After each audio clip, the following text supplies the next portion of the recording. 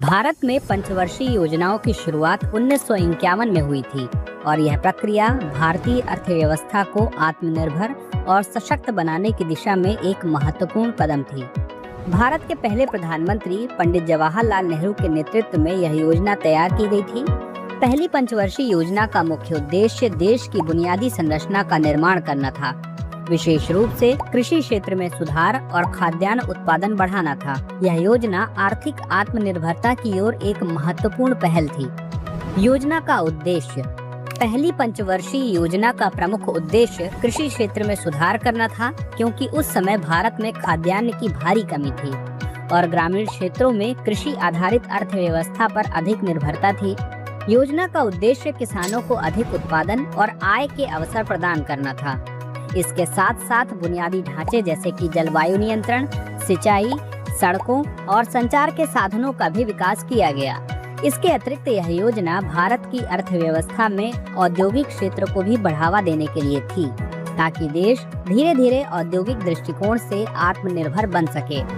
योजना के प्रमुख पहलू। कृषि क्षेत्र में सुधार। पहली पंचवर्षीय योजना का मुख्य उद्देश्य कृषि क्षेत्र में सुधार था।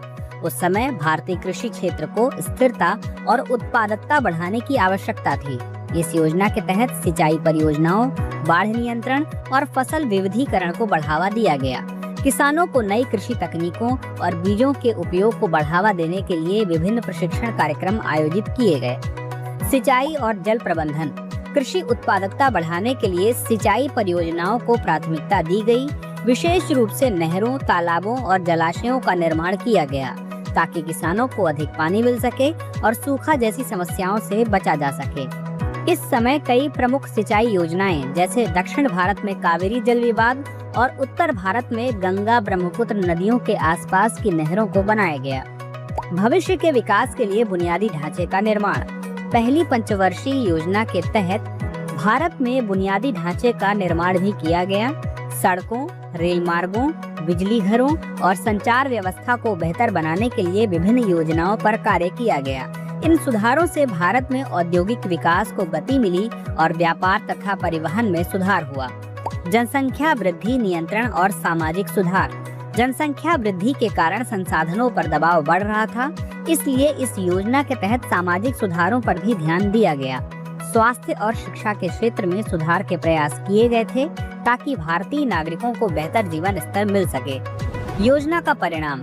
पहली पंचवर्षीय योजना का परिणाम मिश्रित रहा।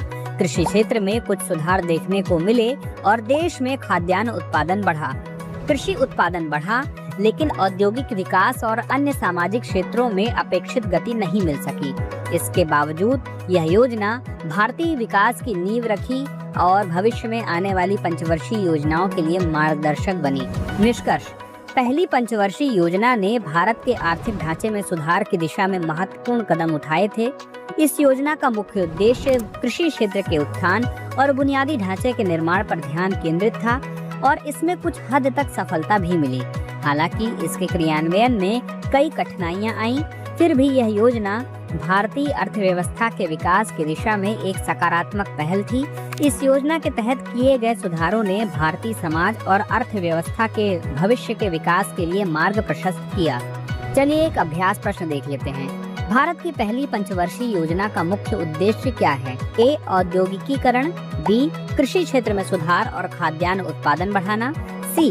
केवल शिक्षा में सुधार, डी. रक्षा क्षेत्र में सुधार।